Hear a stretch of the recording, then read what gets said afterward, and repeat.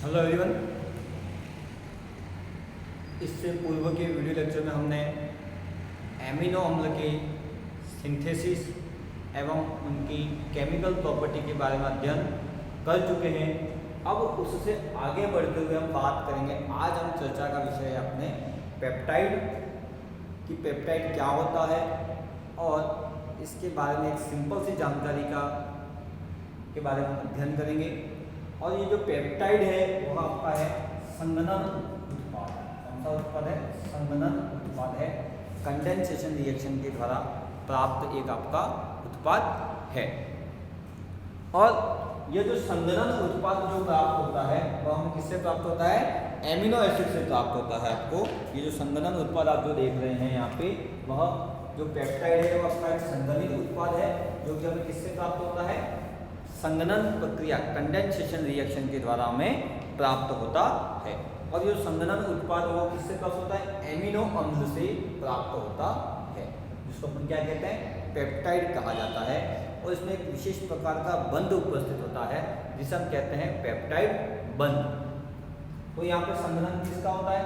जो आपका एमिनो अम्ल होता है, दो या दो से अधिक एमिनो अम्ल आपस में संघनित होकर पेप्टाइड का फॉर्मेशन करते हैं। ठीक है। तो जो आपका एमिनो अम्ल होता है, तो एमिनो अम्ल में अपन पहले से ही जानते हैं, हम जानकारी है हमारे पास कि एमिनो अम्ल में दो क्रियात्मक समूह उपस्थित होते हैं। एक होता है आपका NH2 समूह और एक होता है आपका COOH समूह उपस्थित होते हैं। तो इन दोनों समूहों की इस प्रकार से अभिक्रिया होती है कि इस प्रकार से अभिक्रिया से इन दोनों से अपने क्या निकले? H2 का मॉलिक्यूल बाहर निकल जाए तो एक विशेष प्रकार का बंध बनता है जिसे हम कहते हैं पेप्टाइड बंध कहते क्या कहते हैं? पेप्टाइड बंध कहा जाता है। कब? जब एमिनो अम्ल दो या दो से अधिक एमिनो अम्ल इस प्रकार से आपस में जुड़े कि उनसे H2 मॉलिक्यूल बाहर निकल जाए और एक विशेष प्रकार का बंध बनता है जिसे हम कहते हैं पेप्टाइड बंध कहा जाता है। जिसमें क्या होती है? Structure C++ONH। ये होता है आपका पेप्टाइड बंध। C++ONH बंध बनता है जिसे हम कहते हैं पेप्टाइड बंध। और उन यौगिक को हम कहते हैं पेप्टाइड कहा जाता है। मतलब दो या दो से अधिक एमिनो अम्ल के आपस में रिएक्शन के द्वारा पेप्टाइड बनते हैं। ठीक है। कैसे? जैसे कि अपन बात करें, एक कोई सिंपल सा एमिनो एसिड अपन लेते हैं, जैसे ग्लाइसिन ले लिया आपने, तो ये आपका NH2 CH2 COOH, ये है आपका ग्लाइसिन। एक एमिनो एसिड अपन लिया हुआ है। तो दूसरा एमिनो एसिड लिया वो एक ग्लाइसिन भी ले लिया, CH2 COOH एंड NH2। ठीक है। तो ये ग्लाइसिन एमिनो एसिड से उसके दो अणु हैं। तो यहाँ पे हम निकालें, इसका H ले लें और COOH का OH ले लें। एक का H और दूसरे का OH। मतलब H कहाँ से लेना है? एमिन समूह से लेना है, NH2 समूह से लेना है, और OH हमको लेना है COOH समूह से लेना है। और इन दोनों की वजह से -H2 अपन अगर बाहर निकालते हैं, जैसे यहाँ से OH निकाला और यहाँ से हमने क्या निकाल दिया? H। ये H और ये OH बाहर निकल गया तो H2 आपका बाहर निकल गया। तो क्या बच रहा है? NH2 CH2 CO NH CH2 COOH। तो इस प्रकार से आपका यह हमें एक पेप्टाइड अणु प्राप्त हो रहा है। NH2 CH2 COOH NH, ये अपन NH लिख दिया, एंड CH2 COOH। ये अपने को एक यौगिक प्राप्त हुआ C++ONH। ये जो बीच वाला जो बॉन्ड देख रहे हैं, उस बॉन्ड को हम कहते हैं पेप्टाइड बॉन्ड कहा जाता है। पेप्टाइड बंध। इसका दूसरा नाम एक और है एमाइड बंध भी कहते हैं। क्या कहा जाता है इसको? एमाइड बंध भी कहा जाता है। तो ये है आपका पेप्टाइड, संघनित उत्पाद है और दो या दो से अधिक एमिनो अम्ल में आपस में रिएक्शन से H2 मॉलिक्यूल बाहर निकलता है और एक बीच में एक स्पेशल बंध बनता है जिसे अपन पेप्टाइड बंध या एमाइड बंध कहा जाता है। अब ये जो पेप्टाइड है वह अगर दो एमिनो अम्ल के संयोग से बनता है तो उसे हम कहेंगे डाइपेप्टाइड या डाइएमाइड। डाइपेप्टाइड। यहाँ पर 3 एमिनो अम्ल है तो ट्राइपेप्टाइड। 4 एमिनो एसिड से मिलकर बना हुआ है जो पेप्टाइड बंध बनेगा तो उसे अपन कहेंगे टेट्रापेप्टाइड। अगर 4 से अधिक है मतलब बहुत ज़्यादा अणु है 100 या 10,000 अणु के आसपास अगर एमिनो एसिड्स आपस में मिलते हैं तो उस कंडीशन में उस पेप्टाइड को हम कहेंगे पॉलीपेप्टाइड। और इसी पॉलीपेप्टाइड या पॉलीएमाइड को हम प्रोटीन अणु कहते हैं जिसका मॉलिक्यूलर वेट 10,000 के आसपास होता है। ठीक है, मतलब पॉलीपेप्टाइड में C++O NH बंध बहुत सारे होंगे। पॉली का अर्थ यही होता है बहुत सारे, जिससे क्या बन जाए पॉलीमर बन जाए, बहुलक बने। ऐसे पेप्टाइड को पॉलीपेप्टाइड कहा जाता है और पॉलीपेप्टाइड को ही हम क्या कहते हैं प्रोटीन अणु कहते हैं। तो ये है आपका पेप्टाइड, एक सिंपल सी डेफिनेशन। 2 या 2 से अधिक एमिनो अम्ल संगठित उत्पाद बनाते हैं जिसे पेप्टाइड कहते हैं, जिसमें स्पेशल बंध होता है जिसे पेप्टाइड बंध या एमाइड बंध कहते हैं। तो ये है आपका पेप्टाइड। और यही पेप्टाइड का बहुत सारे अणु मिलकर बहुत सारे एमिनो एसिड बनते बने तो उसे अपन कहेंगे पॉलीपेप्टाइड। और पॉलीपेप्टाइड को हम क्या कहते हैं प्रोटीन अणु। ठीक है, तो पेप्टाइड जो होते हैं, पेप्टाइड का जो नामकरण जो किया जाता है वह नामकरण उनके एमिनो अम्ल के क्रमानुसार किया जाता है। मतलब एमिनो एसिड किन एमिनो एसिड के संगठन से वह पेप्टाइड बंध या पेप्टाइड यौगिक बन रहा है उसके आधार पर उनका नामकरण किया जाता है। जैसे कि यहाँ पे एक एग्जाम्पल दे रखा है glycine, alanine, phenylalanine peptide. मतलब एक प्रकार के 3 एमिनो एसिड से यहाँ पे जुड़े हुए हैं तो इसको अपन कहेंगे ट्राइपेप्टाइड, जिसके स्ट्रक्चर मैं यहाँ पे लिखता हूँ। तो डाइपेप्टाइड किसको कहेंगे हम? अगर 2 एमिनो एसिड के संगठित उत्पाद से पेप्टाइड बन रहा है तो डाइपेप्टाइड, 3 है तो ट्राइपेप्टाइड, 4 है तो टेट्रापेप्टाइड और उससे ज़्यादा है तो एक पॉलीमर बनता है तो अपन कहेंगे पॉलीपेप्टाइड। जैसे कि यहाँ पे एक एग्जांपल दे रखा है ग्लाइसिन, एलानिन व फेनिल एलानिन तीनों के संगठन से प्राप्त जो पेप्टाइड है उसका नाम होगा glycine alanine phenylalanine peptide. तो इनके जो क्रमानुसार ही इनका नाम रखा जाता है कि इनके संगठन किस प्रकार से, मतलब ग्लाइसिन व एलेनिन के बीच और एलेनिन व फेनिल एलानिन के बीच में संगठन से यहाँ पे हमें जो प्राप्त हो रहा है वो ट्राइपेप्टाइड। जैसे कि NH2 CH2 CO NH CH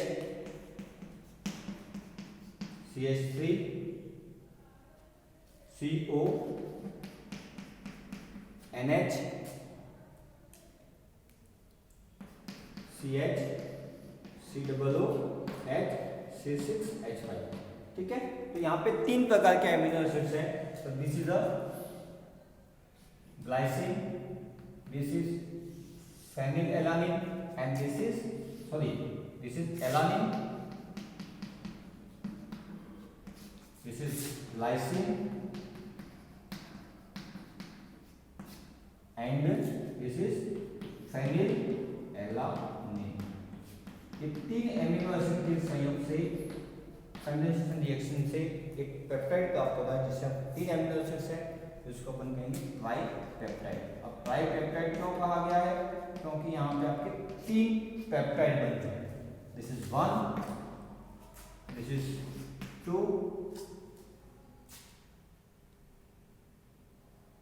1 यहाँ पे पेप्टाइड बन तो 3 है लेकिन 3 एमिनो एसिड्स हैं, इस वजह से इसका नाम क्या होगा ट्राइपेप्टाइड। ठीक है, 2 अमीनो एसिड से संगठन से जो उत्पाद बनता है उसे अपन कहेंगे डाइपेप्टाइड, 3 से है तो ट्राइपेप्टाइड, 4 से है तो टेट्रापेप्टाइड। तो यहाँ पे ट्राइपेप्टाइड क्यों कहा गया है? क्योंकि 3 एमिनो एसिड के संगठन से हमें यह पेप्टाइड यौगिक प्राप्त हो रहा है, इसको अपन कहेंगे ट्राइपेप्टाइड। अब दूसरी चीज कि पेप्टाइड यौगिक जो होते हैं उनमें भी आप देख रहे हैं एक सिरे पे NH2 समूह है और एक सिरे पे कौन सा समूह उपस्थित है? आपका COOH समूह उपस्थित है। जैसा कि हम जानते हैं कि एमिनो एसिड्स में भी एक सिरे पे NH2 समूह होता है और दूसरे सिरे पे COOH समूह होता है। तो आपने देखा था कि एमिनो एसिड भी ज्विटर आयनिक संरचना के रूप में उपस्थित होते हैं, जैसा कि हम पूर्व की क्लास में पढ़ चुके हैं कि ज्विटर आयनिक स्ट्रक्चर क्या होती है, उभयविष्ट आयन क्या होता है, वो आप पूर्व की क्लास में पढ़ चुके हैं। उस वीडियो को आप जरूर देखें कि उभयविष्ट आयन क्या होता है। तो यहाँ पे ठीक उसी प्रकार से जो पेप्टाइड यौगिक होते हैं उनमें भी आपके NH2 और COOH समूह आपको दिखाई दे रहे हैं, दिख रहा है आपको ये स्पष्ट रूप से। तो COOH और NH2 समूह, तो ठीक उसी प्रकार से जैसे कि एमिनो एसिड्स में होते हैं, तो पेप्टाइड यौगिक भी ज्विटर आयनिक संरचना के रूप में उपस्थित रहते हैं। ये एक इम्पोर्टेंट बात आई कि जो आपके पेप्टाइड यौगिक होते हैं वह एमिनो यौगिक के समान, एमिनो अम्ल के समान ज्विटर आयनिक संरचना के रूप में उपस्थित होते हैं, क्योंकि NH2 समूह जैसा कि हम जानते हैं कि एमिनो एसिड में NH2 समूह आपका NH3+ के रूप में उपस्थित होता है और COOH जो होता है वो आपका COO- के रूप में उपस्थित होता है। ठीक उसी प्रकार पेप्टाइड भी आपका में NH2 और NH3 पॉजिटिव और COOH आपका COO- के रूप में उपस्थित होता है, जिसे हम कहते हैं उभयविष्ट आयन या ज्विटर आयनिक संरचना। अब यह ज्विटर आयनिक संरचना के रूप में उपस्थित है, तो यहाँ पे समविभव बिंदु भी होता है, मतलब आइसो इलेक्ट्रॉनिक पॉइंट भी होता है, जैसा कि एमिनो एसिड में पढ़ा था। ठीक उसी प्रकार से पेप्टाइड यौगिकों के लिए भी समविभव बिंदु अर्थात आइसो इलेक्ट्रिक पॉइंट भी होता है, जैसा कि आपने एमिनो एसिड में पढ़ा था। ठीक उसी प्रकार से पेप्टाइड यौगिकों के लिए भी क्या होता है, समविभव बिंदु आइसो इलेक्ट्रॉनिक पॉइंट होता है। आइसो इलेक्ट्रिक पॉइंट दोनों के लिए होता है, मतलब एमिनो एसिड्स के लिए भी होता है और पेप्टाइड यौगिकों के लिए भी होता है, क्योंकि आप सीधे पे देख रहे हैं NH2 समूह, इस सिरे पे देख रहे हैं आपका COOH समूह होता है, जिसे अपन क्या कहते हैं, पेप्टाइड। तो ये दोनों भी आपके ज्विटर आयनिक संरचना एवं समविभव बिंदु भी प्रदर्शित करते हैं। दूसरी चीज कि जो आपका पेप्टाइड यौगिक है उसमें जो NH2 समूह जो सीधा खाली होता है, NH2 समूह जो होता है वो हमेशा बाएं तरफ लिखा जाता है, किधर लिखा जाता है, लेफ्ट साइड में लिखा जाता है, और जो COOH जो समूह होता है वो हमेशा दाएं भाग में लिखा जाता है, मतलब राइट साइड में लिखा जाता है। यह एक ट्रेडिशन बना हुआ है कि जो पेप्टाइड यौगिक लिखा जाएगा उसमें NH2 समूहों को बाएं साइड में और COOH वाले जो सिरा है उसको दाएं, मतलब राइट साइड में लिखा जाता है। ऐसी एक ट्रेडिशन बना हुआ है, एक ट्रेडिशन बनी हुई है, एक परंपरा बनी हुई है कि COOH को दाएं भाग में और NH2 समूह को बाएं भाग में लिखा जाता है, और इस सिरे को N अंतस्थ सिरा कहा जाता है। N अंतस्थ सिरा मतलब N terminal residue amino acids को कहते हैं, N अंतस्थ सिरा, और इसको अपन कहेंगे C कार्बन, कार्बन अंतस्थ सिरा, C टर्मिनल रेजिड्यू कहा जाता है। तो ये एक सिंपल सी डेफिनेशन है कि NH2 समूह उसको बाएं भाग में लिखा जाता है और COOH को दाएं भाग में लिखा जाता है। NH2 वाले सिरों को हम N अंतस्थ सिरा और COOH वाले को C अंतस्थ सिरा कहा जाता है।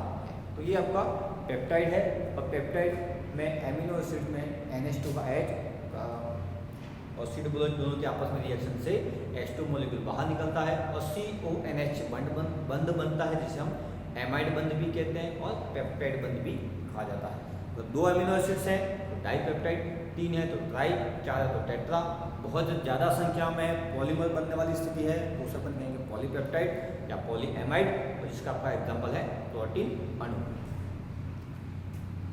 कुछ एग्जाम्पल हैं आपके पेप्टाइड यौगिकों के, जैसे कि आपका ग्लूटाथायोन, ऑक्सीटोसिन जो आपके हार्मोन हैं, जो कि आपके क्या होते हैं, पॉलीपेप्टाइड होते हैं, एक प्रकार के पेप्टाइड हैं, मतलब तुलना के प्रोटीन के अणु हैं। तो ये आपके एमिनो एसिड्स के संगठन उत्पाद थे। तो ये था आपका पेप्टाइड के बारे में हमने चर्चा करी, और पेप्टाइड सिंथेसिस के बारे में हम नेक्स्ट वीडियो लेक्चर में अध्ययन करेंगे। तो ये था आपका पेप्टाइड क्या होता है इसके बारे में जानकारी। Thank you.